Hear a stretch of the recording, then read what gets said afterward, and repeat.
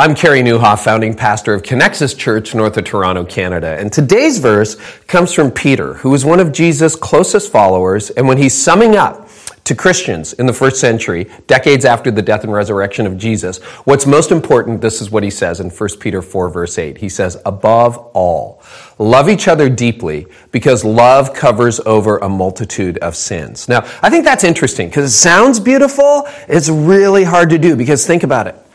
The people that you know the best are the people it's often hardest to love. Yeah, I mean, you fall in love, the whole deal. But after you've been married a little while or dating a little while, guess what? It's the people that you're closest to that you see the sins of most clearly. My wife sees my sins, and I can irritate her.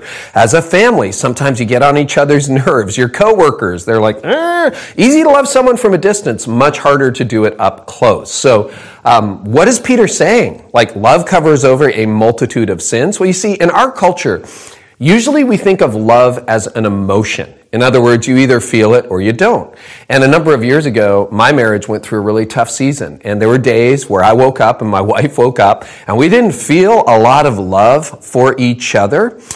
But Jesus comes along and gives a whole other paradigm for love. And this is what he says. He says, love one another. He commands us to love one another. And I remember I'd read that all my life, but a number of years ago I read it and I went, wait a minute, he's commanding me to love somebody? Like, how do you command an emotion?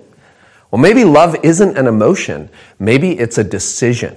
It's not a question of whether you feel it. It's a question of whether you decide to do it. And so I had to learn to make a decision that I am going to act in a way that is loving towards someone.